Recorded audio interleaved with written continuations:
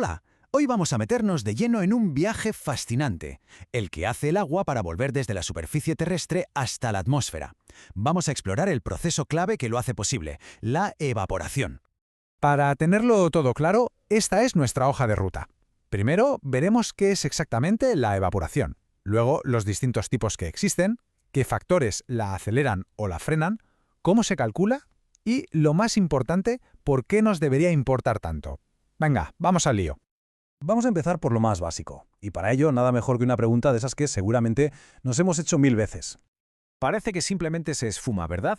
Pero no, no es magia. Lo que ocurre es una transformación física, un cambio de estado que, aunque no lo veamos, es un proceso fundamental que los hidrólogos estudian para entender el ciclo del agua al completo. En esencia, es simplemente eso, agua que pasa de líquido a gas.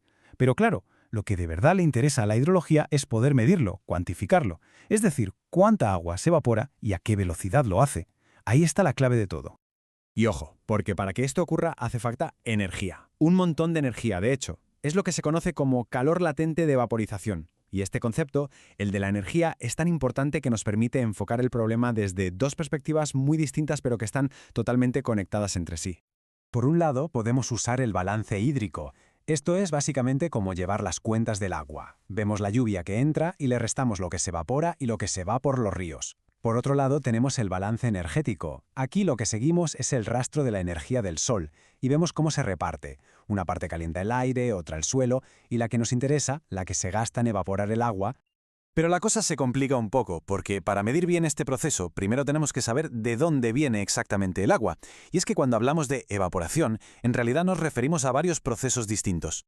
Primero, tenemos la que llamamos evaporación directa, que es un proceso puramente físico. Es el agua que pasa a la atmósfera desde la superficie de un lago, desde la humedad del propio suelo, o incluso esas gotitas que se quedan sobre las hojas de los árboles o en el asfalto justo después de llover. Y luego entra en juego la biología, con la transpiración. Este es el proceso por el cual las plantas, por decirlo de alguna manera, sudan agua a través de los poros de sus hojas. Es una parte fundamental de su metabolismo, y por eso a veces se la conoce como evaporación productiva, porque está directamente ligada al crecimiento de la planta. Entonces, cuando lo juntamos todo, la evaporación directa que acabamos de ver y la transpiración de las plantas, obtenemos lo que técnicamente se conoce como evapotranspiración. Este es el término que lo engloba todo, la pérdida total de agua de una superficie hacia la atmósfera. Muy bien, ya sabemos qué es y de dónde viene. La siguiente pregunta es obvia. ¿Qué controla la velocidad a la que se evapora el agua?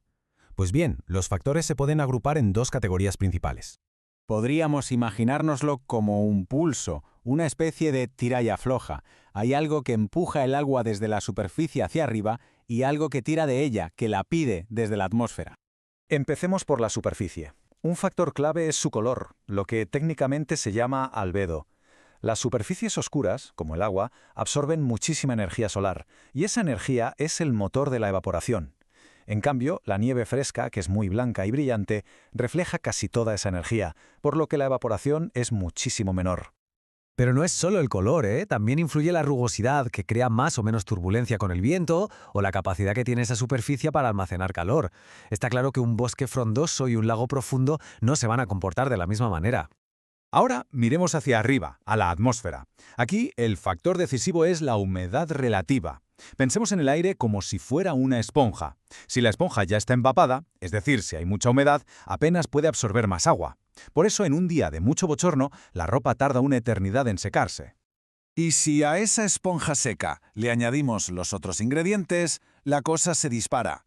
Mucha radiación solar para dar energía, una buena brisa que se lleve el vapor y deje sitio para más, y una temperatura alta. Esa es la receta perfecta para una evaporación a tope. Claro, medir esto en el mundo real, poner aparatos en medio del campo para ver cuánta agua se evapora, es súper complicado y muy caro. Por eso, la hidrología ha tirado de ingenio para desarrollar métodos que nos permitan estimarla a partir de datos mucho más fáciles de conseguir. Y para poder hacerlo, hay que entender una diferencia que es crucial. Por un lado está la evaporación potencial, que es como la sed que tiene la atmósfera. Es la cantidad máxima de agua que se evaporaría si hubiera agua de sobra, ilimitada. Y por otro, la evaporación real, que es la que de verdad ocurre, limitada por el agua que hay disponible.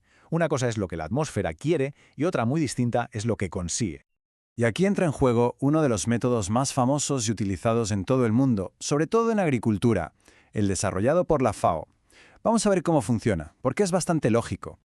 La idea es muy inteligente. Funciona en 3 pasos. Primero, se calcula una evaporación de referencia, la que tendría un césped ideal, estándar y bien regado. Luego, ese valor se corrige con un factor de cultivo, porque un campo de maíz no transpira igual que uno de trigo. Y por último, se aplica un factor de estrés que ajusta el cálculo si hay poca agua, como en una sequía. Así, pasamos de un valor teórico a uno superpráctico para un campo concreto.